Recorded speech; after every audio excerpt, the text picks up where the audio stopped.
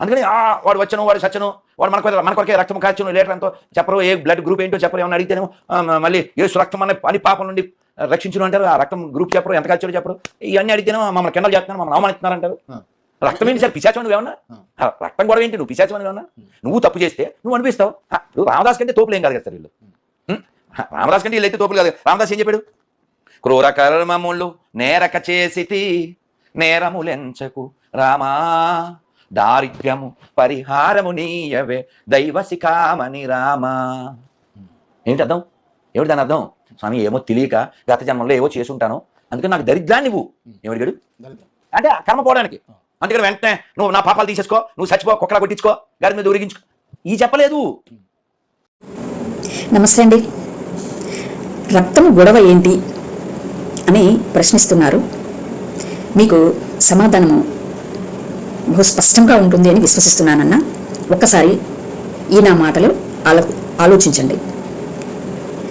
రామదాసు చెప్పినట్టుగా ఘోర పాపములు చేసి నేను తప్పిదంలో ఉన్నాను రామా, దారిద్ర్యమును నాకు అనుగ్రహించయ్యా, ఎందుకంటే చేసిన దానికి నాకు పరిహారం కావాలి కదా అని రామదాసే కోరుకుంటున్నారు. అంతకంటే గొప్ప వాళ్ళ క్రిస్టియన్లు యేసు రక్తం పాపములను క్షమిస్తుందంట, రక్తం గొడవ ఏంటి అంటున్నారు. అన్న, రోమిలకు రాసినటువంటి పత్రికలో 4వ అధ్యాయం 7వ వచనం అనుకుంటా, తన అతిక్రమములకు పరిహారం పొందినటువంటి వాడు, తన పాపమునకు ప్రాయశ్చిత్తం పొందినటువంటి వాడు ధన్యుడు అని సెలవిస్తున్నది. ఇది ఆలోచించగలిగే మనసు నీకు ఉండాలి. కానీ నిక్కచ్చిగా రామదాసు ఏ విధంగా మాట్లాడాడో, దేవుణ్ణి తన పాపం గురించి అడుగుతున్నాడో ఆ మాదిరిగానే బైబిల్లో కూడా రాయించి ఉంది. అనగా మానవుడు చేసినటువంటి పాపము దేవుడు తన రక్తంతో ఏ విధంగా గురి చేస్తాడు అంటే, తాను చేసినటువంటి దోషములు, ఆ దోషములకు పరిహారం చెల్లిస్తూ ఉండాలి. ఫస్ట్ ప్రకృతి ద్వారా దేవుడే అనుగ్రహించేటువంటి శిక్షను ఒబే చేయాలి మానవుడు. మనం చేసినటువంటి పాపకర్మలకు ఖచ్చితంగా కాలము శిక్ష వేస్తుంది. ఆ శిక్షను మొట్టమొదటగా ఒబే చేయాలి. ఒబే చేస్తున్నప్పుడు మన దోషములకు పరిహారము చెల్లించే క్రమం అది.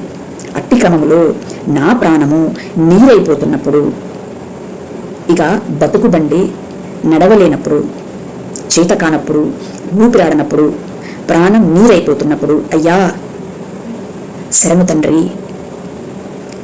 ఇక నా పాపమును మన్నించు, నా వల్ల కావడం లేదు అని ఆజ్ఞయందు ప్రాణం విశ్రమించినప్పుడు ఒంటరైనటువంటి మనస్సు మొరపెడుతుంది. అప్పుడు యేసు రక్తము ఆ మనస్సుకు ఆశ్రయం అవుతుంది. రక్తము అనగా పరిశుద్ధాత్మ శక్తి. అయ్యో, లోకములో విర్రి వారికి సువార్త అర్థమవుతుంది సార్.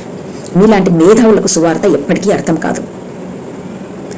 క్రీస్తు యొక్క రక్తము ఎన్ని లీటర్లు సార్?